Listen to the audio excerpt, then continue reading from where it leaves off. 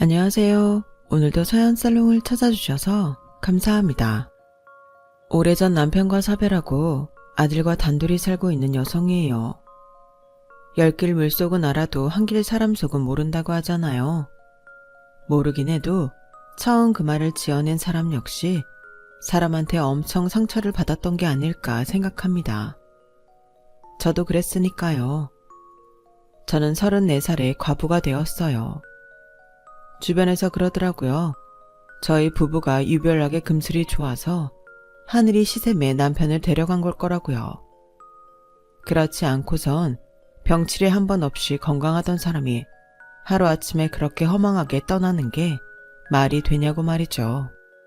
모두 저를 위로하려고 했던 말이었지만 사실 그런 말들은 제게 아무런 도움이 되지 않았어요. 남편의 죽음은 제 인생의 절반이 뚝 떨어져 나간 것처럼 엄청난 상실감을 안겨주었고, 그래서 정신을 차릴 수 없었으니까요. 부모가 있어도 없는 거나 진배 없던 저에게는 남편이 유일한 가족이자 보호자였어요. 남편을 만나기 전까지 저는 17살 때부터 쭉 혼자 살아왔거든요. 도박에 빠져서 아내와 자식도 버리고 나간 아빠와 자식보다는 자기 인생이 더 중요하다며 딸도 버리고 떠난 엄마까지.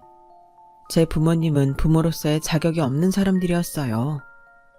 남편은 그런 부모님을 대신해 제 보호자가 되어주었어요. 남편과 저는 같은 고등학교를 나왔는데 저보다 한 학년이 높았어요. 당시 남편은 학교에서 이름만 대면 누구나 알만한 유명 인사였죠. 공부를 잘해서 그렇기도 했지만 글을 잘 써서 교내외 대회에서 엄청 상을 많이 탔거든요. 거기다 집도 잘 살고 운동도 잘했고요. 하루 종일 교실에 앉아 있어도 이름 한번 불러주는 사람이 없었던 저와는 천지 차이였죠. 친구가 없으니 시선은 늘 창밖으로 향해 있었고, 쉬는 시간이나 점심시간에는 늘 창틀에 턱을 괴곤 운동장을 바라보곤 했어요. 그때마다 제 눈에 들어온 사람이 바로 남편이었죠. 또래들보다 한 뼘 이상 키가 큰 남편은 틈이 날 때마다 농구 코트에서 농구를 했어요. 학교에서 그걸 모르는 여학생들은 없었죠. 점심시간에 남편이 친구들과 농구를 하고 있으면 창가에는 많은 여학생들이 얼굴을 내밀고 남편을 훔쳐보기에 바빴어요. 저도 그중 하나였죠. 전교생이 운동장에 나와 있어도 남편은 바로 찾을 수 있을 정도로 저는 남편한테 빠져 있었어요. 그렇다고 말을 걸어볼 용기는 없었지만요. 그런데 생각지도 못한 순간에 기회가 찾아온 거예요. 1학년 2학기가 되고 새로 특활 부서를 정하게 되었는데 딱히 하고 싶은 게 없어서 독서부를 일지망으로 적어낸 제가 행운을 거머쥐게 되었거든요. 여학생들이 너도 나도 독서부를 지망했다는 건 나중에서야 알게 되었어요. 그 부서에 남편이 있었거든요. 그래서 당연히 안 되겠구나 포기하고 있었는데 이게 웬걸? 제가 붙었더라고요. 그리고는 일주일에 한 번씩 남편과 얼굴을 마주하게 되었죠. 그땐 그 정도로도 감지덕지했어요. 남편과 한 공간에 있다는 것만으로도 가슴이 벅찼으니까요. 그러다 남편한테 제 존재를 알리게 된 건 2학기가 시작하고 한 달 남짓 되던 때였어요. 독서부 특성상 자기가 읽은 책은 직접 가져가야 했었는데 아침부터 서둘러 책가방을 싸느라 책을 잘못 가져갔지 뭐예요. 예전에 아빠가 보시던 책이었는데 지은이 이름조차 낯선 책이었죠. 어느 개의 죽음이라는 책 제목도 좀 그랬어요. 일단 가져갔으니 읽긴 해야겠는데 고등학교 1학년 학생이 읽기에는 좀 깊이가 있는 책이더라고요. 그래서 슬쩍슬쩍 졸면서 책을 읽고 있었는데 쉬는 시간에 남편이 제게 와서는 말을 걸더라고요. 너도 장 그르니의 작품 좋아하니? 지금껏 한 번도 남편과 말을 섞어본 적 없던 저는 남편이 제게 말을 걸어줬다는 사실만으로도 가슴이 벅차서 대답도 못하고 남편 얼굴만 올려다봤어요. 그리곤 어리버리한 표정으로 고개만 끄덕였죠. 그랬더니 남편이 환하게 웃는 거예요. 알고 보니 남편이 가장 좋아하는 작가가 장그르니에더라고요. 그럼 혹시 섬도 읽어봤니? 난 개인적으로 어느 개의 죽음보다 섬이 더 마음에 들던데 넌 어때? 어떻긴 뭘 어떻겠어요. 생전 듣도 보도 못한 책이었는데요. 그래도 이게 어떻게 찾아온 기회인데 그냥 날려버릴 수는 없다 싶어서 저도 섬이 더 좋다고 말했죠. 그 대답이 마음에 들었는지 남편은 싱긋 웃고는 자리로 돌아갔어요. 그리곤 다음 주 특할 시간이 되어서 해당 교실로 이동을 했는데 먼저 와있던 남편이 저를 보고는 자기 옆자리 의자를 툭툭 치며 와서 앉으라고 하더군요. 순간 교실에 있던 여학생들이 제게 눈 레이저를 쏘아댔죠. 지금 생각해보면 제가 어디서 그런 용기가 나왔는지 모르겠는데 따가운 시선에 겁이 나면서도 저는 기어이 남편 옆자리에 가서 앉았어요. 남편은 제게 보여주려고 가져왔는지 책을 몇 권 꺼내놓더니 마음에 드는 걸 골라보라고 하더군요. 그때 제가 고른 책은 알베르 까뮈의 이방인이었어요.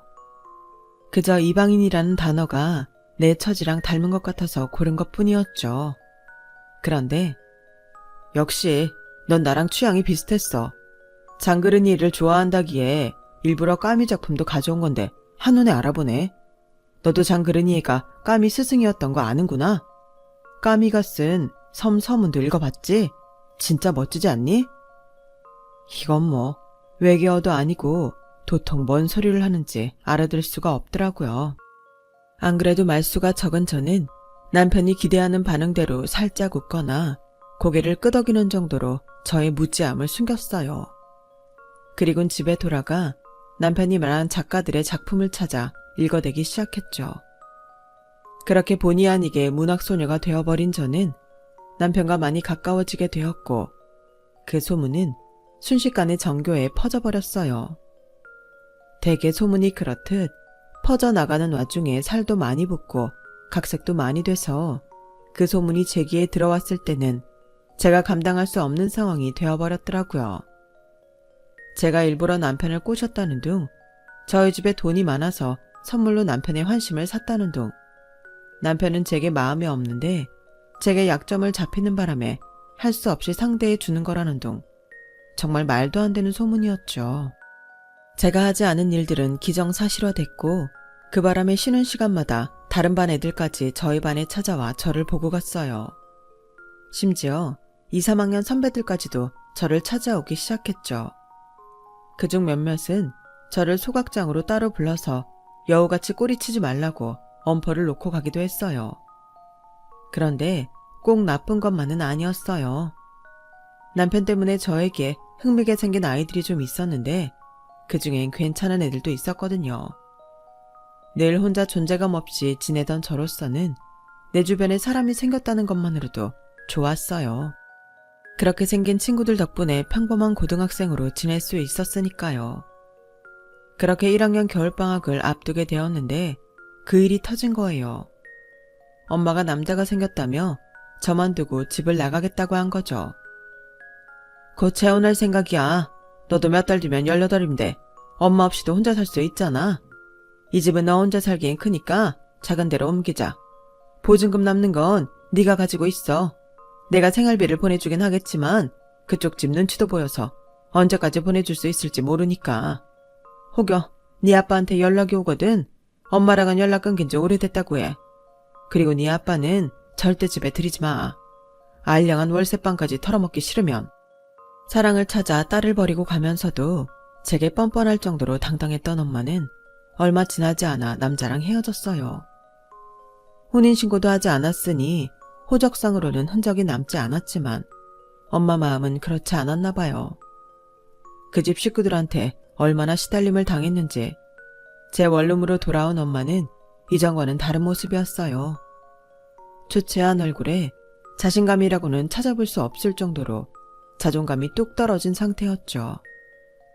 제가 학교에 간 사이 하루 종일 방에 틀어박혀 술을 마시거나 울곤 했어요.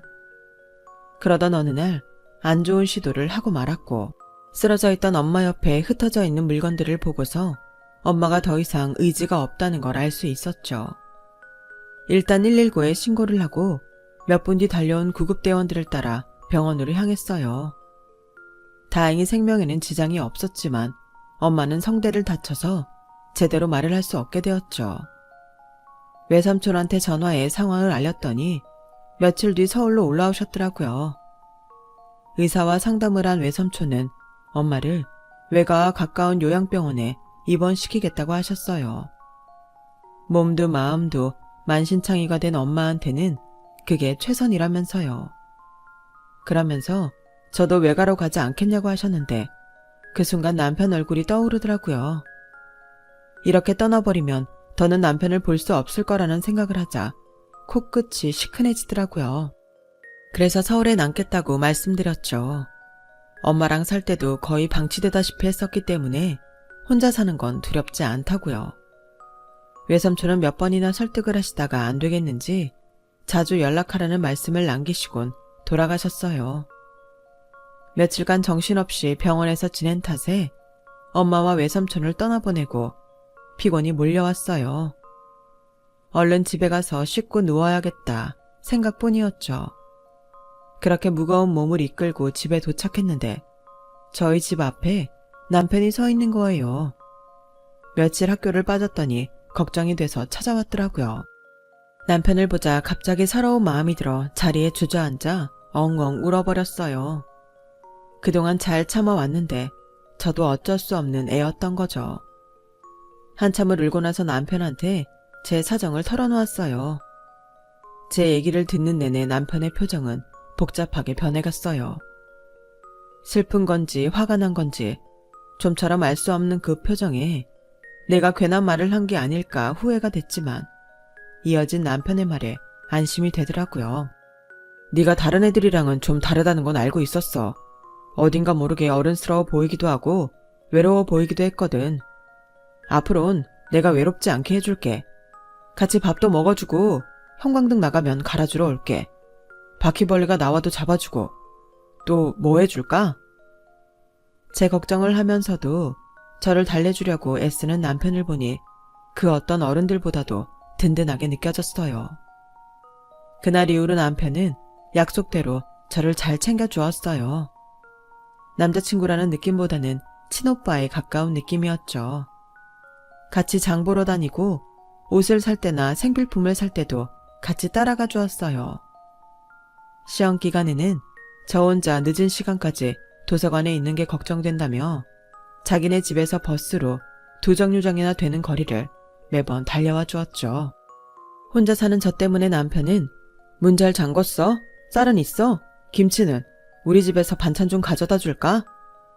이런 말들을 입에 달고 살았어요. 한창 공부를 해야 하는 고3 때도 남편은 공부보다는 제 걱정뿐이었죠. 날 생각해주는 건 고마운 일이었지만 나 때문에 남편 인생을 망친다면 저 스스로가 용서가 안 될 것 같았어요. 그래서 초강수를 띄웠죠. 고3이 이럴 시간이 있어? 오빠 아니어도 나 잘 먹고 잘 살아. 오늘도 우리 집에 오느라 학원 또 땡땡이 쳤지? 대체 왜 그래? 대학 안 갈 거야? 나 오빠가 대학 떨어지면 오빠 안 만날 거야. 능력 없는 남자 별로거든. 그래도 괜찮겠어? 난 남자친구랑 CC해보고 싶단 말이야. 그러니까 나랑 계속 사귀려면 어떻게 해서든 대학 들어가. 안 그럼 끝이야. 그날 제 말에 충격을 받은 남편은 미친 듯이 공부를 시작했어요. 원체 공부를 잘하던 사람이라서 마음 먹고 달려드니 성적이 쑥쑥 오르더라고요. 그렇게 대학에 합격한 남편은 제가 같은 대학에 들어갈 수 있도록 과외까지 해주었어요. 그렇게 꿈에 그리던 CC가 됐지만 같이 한 학기도 다녀보지 못한 채 남편은 군입대를 하게 되었죠. 군입대 영장을 받은 남편은 한동안 고민을 하더니 하루는 제 손을 잡고 아버님 회사로 찾아갔어요. 그리고는 다짜고짜 결혼을 하겠다고 폭탄 선언을 해버린 거예요. 아빠, 저희 결혼 허락해주세요. 진영이 혼자 남겨두고 군에 갈 자신이 없어요. 제가 군대에 있는 동안 진영이 저희 집에 살게 해주세요. 제가 제대하면 제 손으로 돈 벌어서 분가할게요. 말도 안 되는 상황에도 아버님은 화도 내지 않으셨어요. 저희 아버님이 참 대단하신 분인 게 당황스러운 상황에서도 자신이 원하는 걸 교묘하게 잘 챙기신다는 거예요. 혈기왕성한 아들의 객기 앞에서도 아버님은 평정심을 잃지 않으셨고 조곤조곤 제 남편을 설득하셨어요. 제 걱정이 돼서 그런다면 남편이 제대할 때까지 아버님이 돌봐주시겠다며 결혼은 스스로 분가할 능력이 됐을 때 하라고 하셨죠. 가정을 이룰 능력도 안 되면서 덜컥 결혼부터 하는 건 자신한테도 그렇고 배우자한테도 못할 짓이라고요. 결국 남편은 아버님 말씀에 설득되었고 자신이 없는 동안 저를 돌봐달라는 부탁을 드리곤 입대를 하게 되었어요. 아버님은 남편과의 약속대로 저를 살뜰히 돌봐주셨어요. 정기적으로 도우미 아주머니를 저희 집에 보내셔서 반찬도 챙겨주셨고 가끔씩 저를 찾아오셔선 용돈도 주시고 밥도 사주시곤 했거든요. 제 엄마가 죽고 내가 재혼을 한 뒤로는 사람한테 좀처럼 마음을 열지 않았던 애였는데 진영이 널 만나고부터 많이 밝아졌어. 그런 점에선 너한테 참 고맙다. 의붓 형제들 사이에서 많이 외롭게 자란 녀석이다. 앞으로도 네가 잘 보듬어줬으면 한다. 남편을 통해 새어머니와 사이가 안 좋다는 말은 들었는데 의붓 형제들까지 있다는 건 그때 처음 알았어요. 그동안 내 상처만 큰 줄 알고 살았는데 아버님 얘기를 듣고 나니 남편한테 미안해지더군요. 고등학생 때부터 사귀어 오던 우리가 결혼을 하게 된 건 남편이 졸업 후 입사 2년차가 되던 해였어요. 저도 남편도 자기 밥벌이는 하고 살게 된 때였죠. 정식으로 인사를 드리러 시댁을 찾고서야 그동안 남편이 얼마나 외롭게 살았을지 알겠더라고요. 남편의 새어머니는 본처 자식한테는 관심도 없어 보였어요. 오직 남편의 재산을 자기 자식이 물려받는 거에만 혈안이 된 사람 같았어요. 어떻게든 아버님 앞에서 제 남편을 깎아내리고 자기 자식을 부각시키려 노력하더군요. 남인 제가 봐도 그 모습이 역겨운데 그 집에서 함께 살아온 제 남편은 오죽했겠어요. 남편이 재학 시절부터 일찍 결혼해 가정을 이루고 싶다고 입버릇처럼 말한 것도 이런 이유에서였죠. 솔직히 다른 집 같으면 저와 같은 처지의 며느리를 드리는 걸 꺼려할 법도 한데 저희 시댁에서는 누구 하나 반대하는 사람이 없었어요. 아버님은 제 덕분에 아들이 마음의 안정을 찾았다고 저를 환대하셨지만 시어머니 입장에선 그리 탐탁지 않을 텐데도 말이죠. 반대는커녕 오히려 쌍수 들고 환영하는 분위기였다랄까요. 요즘 세상에 부모 없는 게 뭔 대수라고. 자기들끼리 좋으면 그만이지. 여보, 안 그래요? 난 진영씨가 우리 성훈이 신부감으로 딱이라고 생각해요. 왠지 모르겠지만 두 사람이 참 잘 어울린 것 같거든. 어머님의 환대에도 불구하고 저는 그 말들이 하나도 기쁘지 않았어요. 그 말은 마치 제 남편이 힘있는 처가를 얻으면 혹시라도 아버님 사업을 물려받는데 득이 되지 않을까 노심초사했는데 별것 아닌 집안 여자랑 결혼을 한다니까 한시름 놓았다는 뜻으로 들렸거든요. 아버님은 한 2, 3년 같이 살다가 분가하기를 바라셨어요. 그러자 어머님은 마치 큰일 난 것처럼 호들갑을 떨며 반대를 하셨죠. 어머, 당신 지금 며느리 시집살이 시키겠다는 거예요? 요즘 세상에 시집살이를 누가 한다고 그래요? 괜히 며느리한테 미움받지 말고 애들끼리 나가서 편하게 살게 하자고요. 내가 안 그래도 괜찮은 집 알아본 게 있는데 아가, 언제 시간 나면 나랑 같이 집 보러 가자꾸나? 어머님은 저를 데리고 부동산을 휘저으며 신혼집 찾는 걸 도와주셨지만 이런 어머님의 노력에도 불구하고 아버님이 번번이 반대를 하셨어요. 결혼식 날짜는 다가오고 신혼집은 구하지도 못하고 당사자인 우리 부부는 걱정이 이만저만이 아니었죠. 결국 아버님 뜻에 따라 시댁에서 2년간 살다 나가는 걸로 하고서야 걱정은 끝낼 수 있었어요. 말이 2년이지 시댁에서 사는 그 시간은 제 인생 최고의 고역이 아닐 수 없었어요. 그 집에서는 시어머니가 낳은 자식이 둘 있었는데 남편보다 5살 어린 시동생과 연년생인 시누이는 정말 인성이 쓰레기 같았거든요. 시어머니는 그래도 아버님 눈치를 살피며 여우짓을 한다지만 시누이는 대놓고 여우였어요. 여자 형제가 하나뿐이라 어릴 때부터 응석바지로 자라 그런지 뭐든지 마음대로 하려고 들고 뭐든 지가 가져야 직성이 풀리는 성격이었죠. 대학생이 학교에 가는 날보다 나이트에서 죽치며 술 퍼마시는 날이 더 많았어요. 그러면서도 명품 욕심은 또 어찌나 많은지 신상이 들어오기가 무섭게 백화점으로 달려가 기어이 손에 넣고야 말았죠. 그렇게 시누이가 써대는 아버님 카드값만 해도 한 달에 수백은 됐어요. 시어머니는 딸의 도가 넘는 사치를 나무라기는커녕 아버님이 모르시게 숨기기에 급급했죠. 하지만 더는 숨길 수 없는 일이 생기고 만 거예요. 시누이가 나트에서 만나 원나잇을 했던 남자의 애를 가지게 된 거였죠. 처음엔 아버님 몰래 수술을 시키려고 했던 어머님은 상대 남자가 대학병원 인턴이라는 얘기를 듣고는 결혼을 시키기로 노선을 바꾸셨어요. 대학도 졸업하기 전이었던 시누이는 어차피 학점도 안 좋아서 졸업도 힘든 대학, 이참에 때려치우자는 심보로 결혼을 하기로 마음먹은 것 같더라고요. 그런데 상견례 자리에서 일이 터진 거예요. 상대 남자 집에서는 저희 시댁 재력을 보고는 병원 하나쯤은 차려주겠거니 기대를 했는데 아버님이 딱 잘라 거절을 하셨거든요. 아시다시피 저는 사업을 하는 사람입니다. 손해를 보는 일은 하지 않아요. 그게 내 자식 일이라고 해도 말입니다. 거두절미하고 말하겠습니다. 제 돈으로 대기 아들 병원을 차려주는 일은 없을 겁니다. 의사로 성공하고 싶다면 지금 나가고 있는 대학병원에서 자리를 잡으세요. 실력이 안 돼서 대학병원에서 밀려난 사람한테 내 돈 들여 병원을 차려준들 성공하겠습니까? 거기서 살아남을 영역이 안 된다면 페이닥터로 나서는 것도 방법입니다. 생각해보세요. 자는 시간도 없이 죽어라 일하고 공부해도 모자랄 인턴이 나이트에서 여자랑 놀고 있다면 그 사람이 제대로 된 의사겠습니까? 아버님은 일찌감치 사윗감의 댐댐이를 알아보신 거죠. 저거만 믿고 병원을 때려치려고 했던 시누이 남편은 사색이 돼서는 아버님께 매달려봤지만 소용없었어요. 이미 배는 불러서 애를 낳는 것밖에는 어쩔 도리가 없는 상황이라 결혼을 했지만 시누이의 결혼 생활은 그리 행복하지 않은 것 같았어요. 시누이보다 몇 개월 먼저 출산을 한 저는 아들을 낳았어요. 남편을 닮아 코도 오똑하고 저를 닮아 피부가 흰 아이였죠. 평소 농담 한마디 안 하실 정도로 근엄하신 아버님이었지만 손주 앞에서는 영락없는 손주 바보가 되셨어요.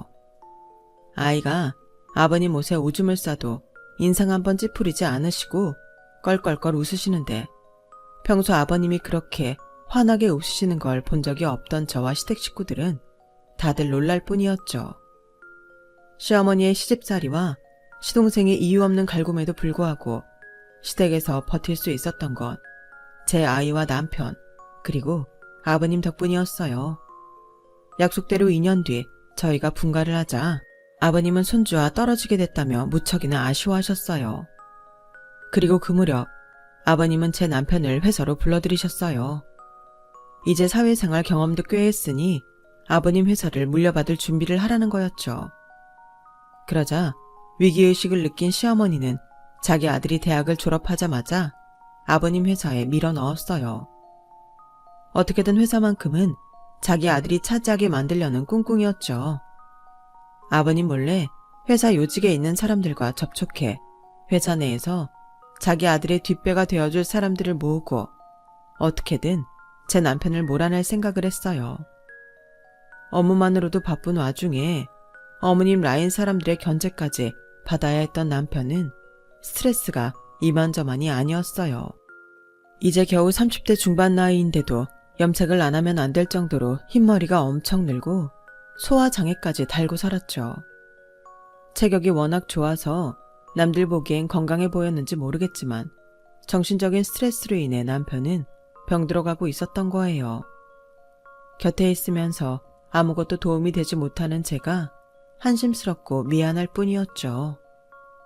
그렇게 위태로운 날들이 이어지다가 결국 남편은 쓰러지게 되었고 40도 안 된 나이에 뇌출혈로 세상을 떠나고 말았어요.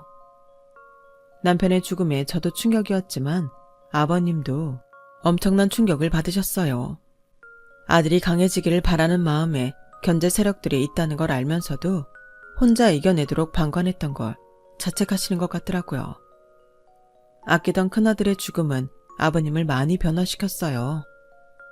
전처럼 신사적이고 유하게 일을 처리하기보다는 불순한 것들은 애초에 싹을 도려내는 강경한 모습을 보이셨거든요.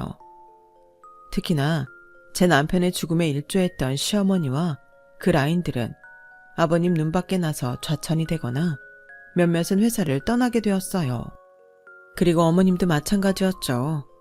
당시 시누이가 이혼을 하고 아이 교육을 핑계로 캐나다에서 살고 있었는데 아버님이 어머님을 그리로 가라고 하셨거든요. 여보, 내가 캐나다로 가면 당신은 누가 돌봐요? 딸 자식 걱정돼서 그러는 건 알겠지만 그래도 난 당신 부인이잖아요. 어떻게 내 자리를 비워두고 밖에서 나가 사냐고요. 안 돼요. 난 못 나가요. 그래, 그럼 이혼이라도 하고 가든가. 캐나다로 못 가겠다면 차라리 이혼부터 합시다. 아버님의 강경한 태도에 어머님도 더는 고집을 부릴 수 없었어요. 하지만 떠나는 마당이라고 순순히 가지는 않더라고요. 갑자기 시동생 내외를 집에 불러들여 아버님을 모시고 살라고 한 거예요. 내가 없으니 당신 수발들 사람이 필요하지 않겠어요? 다행히 정훈이가 집에 들어와 살겠다고 하네요. 당신 나이도 있는데 아들 내외 데리고 살면 좋잖아요. 그럴 거 없어. 진영이한테 지우 데리고 들어와 살라고 얘기해뒀으니까. 성훈이도 가구 없는 마당에 애들 둘만 살게 할 수는 없잖아. 아니, 당신은 그렇게 중요한 얘기를 왜 이제서야 해요? 그리고 당신 자식이 성훈이 뿐이에요. 어머니 정훈이도 당신 자식이라고요? 성훈이 결혼할 땐 못 데리고 살아서 안달이더니 왜 정훈이한테는 같이 살잔 말 안 하는데요? 당신 죽고 나면 제사상 차리는 건 정훈이 내외라고요. 그리고 진영이 네 남편 떠나보냈으면 너도 새 출발할 생각을 해야지. 언제까지 시아버지 그늘에서 살 생각이냐? 내 말 이하속해도 할 수 없다. 성훈이 죽고 없는 마당에 너랑 내가 고부 사이로 지낼 일이 뭐 있니? 지우는 우리가 맡아 키워줄 테니까 넌 새 출발할 생각이나 해. 설마 너 지우 앞세워서 네 시아버지 회사 탐내는 건 아니지? 그런 거라면 일찌감치 꿈깨. 회사는 우리 정훈이가 맡게 될 테니까. 이 사람이 지금 무슨 소리를 하는 거야? 당신이 뭔데 내 회사를 정훈이한테 주니마니 해. 난 애초에 회사는 성훈이한테 물려줄 생각이었어. 이제 성훈이가 가고 없으니 지우가 맡아서 이어가면 될 일이라고. 당신이야말로 괜한 일에 참견하지 말고 당장 캐나다로 가. 한바탕 폭풍우가 몰아친 뒤에 시어머니는 캐나다로 쫓겨나셨고 시댁에 들어와 살면서 회사를 물려받을 궁리를 하던 시동생 내외는 시댁 입성이 물 건너가 버렸어요. 대신 저랑 제 아들이 시댁에 들어가 살게 되었죠. 솔직히 남편도 없는 마당에 시아버지랑 함께 사는 게 불편하기는 했지만 아들을 위해서는 그게 최선이다 싶더라고요. 적어도 저랑 단 둘이 사는 것보다는 외롭지도 않고 아빠 사랑 대신 할아버지 사랑은 받을 수 있을 테니까요. 시어머니와 시누이, 시동생은 저에게 반감을 가지고 있었지만 다행히 동서만큼은 그러지 않았어요.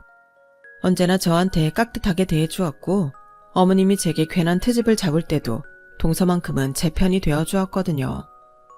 그래서 동서와는 통화도 자주 하고 집안일도 상의하며 지냈어요. 그 일이 있기 전까지는 말이죠. 제 아들이 중학교 3학년이 되던 때였어요. 여름방학을 학원에서 여름 캠프를 떠났던 아들이 바다에 빠지는 사고가 일어난 거예요. 전화를 받고 아버님과 함께 병원으로 달려갔는데 애가 의식이 없더라고요. 병원에서는 별다른 이상은 없다고 하는데 애는 깨어나질 않고 그렇게 이틀이 지나버렸어요.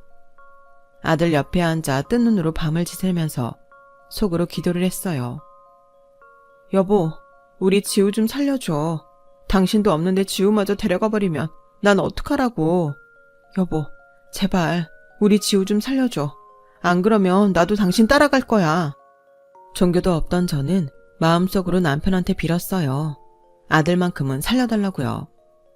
3일째 되는 날 동서가 병원으로 찾아왔더라고요.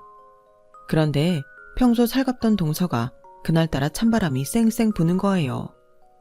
저를 보고도 인사를 하는 둥 마는 둥 하고는 담당 의사부터 만나러 가더라고요. 조금 이상한 감은 있었지만 동서가 우리 지우 걱정 때문에 의사한테 정확한 상태를 알아보려고 그러나 보다 했죠. 그런데 담당 의사를 만나러 간 동서가 한참이 지나도 돌아오지 않는 거예요. 혹시 병실을 못 찾나 싶어서 복도로 나와봤는데 비상구 쪽에서 동서 목소리가 들리더라고요. 어머님, 방금 담당 의사 만나고 나왔어요. 현장에서 응급조치가 잘 돼서 이상은 없다는데 애가 3일째 의식불명이에요. 의사 말로는 당장이라도 깨어날 수도 있고 영영 못 깨어날 수도 있다네요. 어머님도 참, 하늘도 스스로 돕는 자를 돕는다고 그이가 회사를 위해 열심히 일하니까 이런 좋은 일도 생긴 거죠 뭐. 깨어날 애라면 3일이 지나도록 잘하고 있겠어요? 이제 틀린 거라고 봐야죠. 지우 장례 치르면 바로 지우 엄마도 내쫓으라고요. 남편 잡아먹고 자식까지 잡아먹은 주제에 염치가 있어야지. 어떻게 이 집에 남아있어요. 모르긴 해도 아버님도 반대는 안 하실 거예요. 암튼 장례 일정 잡히면 연락드릴 테니까 귀국할 준비하고 계세요. 동서, 지금 그게 무슨 말이야? 장례 일정이라니. 설마 우리 정우 장례를 치르겠다는 거야? 멀쩡히 살아서 병실에 누워있는 애를 장례를 치르겠다는 게 말이 되냐고. 이거 왜 이러세요? 얘 의식불명 상태로 있은 지 벌써 3일째예요. 깨어날 가망 없다는 거 인정하시라고요. 돈 욕심에 송정이라도 움켜쥐고 있을 생각인가 보네. 뭐? 너 말이면 단 줄 알아? 네 새끼라면 그렇게 쉽게 포기하겠니? 네 딸이라면 의식 없는 애 앞에 두고 장례 치를 생각부터 하겠냐고. 남도 아니고 작은 엄마라는 사람이 어떻게 이럴 수가 있어. 네가 그러고도 사람이야? 네가 사람이냐고. 저는 발악을 하며 동서의 옷깃을 잡고 흔들었어요. 그러자 동서가 제 손을 뿌리치며 그러더군요. 나 참, 별 거지 같은 게 덤비기는. 형님 대접 좀 해줬더니 지가 뭐라도 되는 줄 아는 모양이네. 이봐요. 대개 남편 죽던 순간부터 당신은 나가리 된 거야. 아들 앞세워 시댁재산 노려볼 요량인 모양인데 꿈도 꾸지 마. 막말로 시아버지가 오래 살겠니? 내 남편이 오래 살겠니? 네 아들 저렇게 안 됐어요. 아버님 죽고 나면 어차피 너랑 네 아들 내쫓으려고 그랬어. 뭘 알아야지. 판이 어떻게 돌아가는지 감이 안 와? 하긴 그러니 그 꼬라지를 하고 살고 있지. 이제야 본색을 드러내는 동서를 보며 충격에 온몸이 부들부들 떨렸어요. 동서가 돌아가고 난 뒤 병실에 혼자 남아 잠들어 있는 아들을 바라보는데 서름이 복받쳐서 눈물만 나더라고요. 도대체 내 인생은 어떻게 되어 먹었길래 부모 복도 없고 남편을 앞서 보낸 것도 모자라 아들까지 이렇게 된 건지 억울하고 화가 나서 감정을 주체할 수 없었어요. 그렇게 아들 손에 얼굴을 묻고 잠이 들었는데 얼마나 잤을까요? 부산하게 움직이는 발소리에 잠에서 깨어나 고개를 들었더니 간호사들과 당직 의사가 제 아들 상태를 살피고 있더라고요. 저를 본 간호사는 반가운 표정으로 아드님이 깨어났다고 말해주었어요. 아들 녀석은 마치 잠에 취한 것처럼 비몽사몽이긴 했지만 분명 눈도 뜨고 있고 손가락도 움직이고 있더라고요. 순간 드는 생각은 남편이 내 기도를 들어줬구나 하는 생각뿐이었어요. 그래서 나도 모르게 혼잣말처럼 연신 감사합니다를 연발했어요. 제 아들이 깨어났다는 소식에 아버님은 바로 병원으로 달려오셨어요. 얼마 뒤 아들은 서울에 있는 병원으로 옮겼고 거기서 정밀검사까지 다시 받은 뒤 이상이 없다는 진단을 받고서야 퇴원을 했어요. 제 아들 장례식 준비를 하겠다며 기세 등등하던 동서는 언제 그랬냐는 듯 꼬랑지를 내리곤 제 앞에서 전처럼 살랑거리더군요. 이미 동서의 검은 속을 본 이상 그런 모습이 달갑게 보이지 않았어요. 그렇다고 시댁 식구들 앞에서 동서랑 드자비를 할 수도 없는 노릇이었죠. 그냥 더러운 똥 보듯 피하자 싶었는데 글쎄 저 대신 아버님이 응징을 해주었지 뭐예요. 알고 보니 그날 제가 동서랑 싸우던 모습을 아버님 기사님이 다 보고 아버님께 보고를 했던 모양이었어요.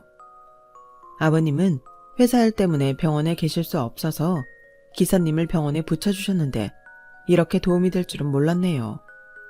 기사님을 통해 동서가 했던 말을 고스란히 전해 들으신 아버님은 제 아들이 퇴원을 하자마자 시동생 내외를 집으로 불렀어요. 그리고는 중대 발표를 하셨죠. 지우가 깨어난 김에 확실히 해둬야 할 것 같아서 다들 오라고 했다. 내가 언제 어떻게 될지 모르겠지만 내 회사는 장손인 지우한테 줄 생각이다. 이미 유언장도 작성해 놓았다. 아버지, 그게 무슨 말씀이세요? 아버지 아들인 내가 버젓이 있는데 왜 손자한테 회사를 넘겨요? 왜요? 저는 아버지 친자식이 아니라서 그러세요? 그럴 거면 애초에 저를 회사에 받아주지 말지 그러셨어요. 그랬으면 일찌감치 포기하고 살았을 거 아니에요. 지금까지 왜 희망 고문을 하신 거냐고요?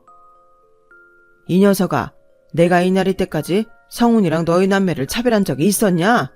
오히려 내 아들 성훈이가 네 엄마랑 니들 남매 등살에 집에 정모 붙이고 밖으로 놔두는 걸 보면서도 내색 안고 살았다. 그런데 결과적으로 어떻게 됐냐? 네 엄마는 뒤에서 성훈이 끌어내리려고 수작질이나 부리고 니들은 죽지도 않은 내 손자 장례치를 준비나 하지 않았냐? 내 결정을 따를 수 없다면 당장이라도 회사에서 나가거라. 그리고 작은 애야, 넌 앞으로 내 집안에 발도 들이지 말거라. 내 장례식에도 너는 오지 않았으면 좋겠다.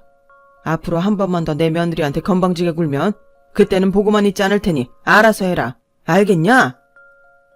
아버님, 제가 뭘 어쨌다고 그러세요. 형님이 뭐라고 했는지는 모르겠지만 제 얘기도 들어보셔야죠. 어떻게 한쪽 말만 듣고 판단을 하세요? 저 정말 억울해요.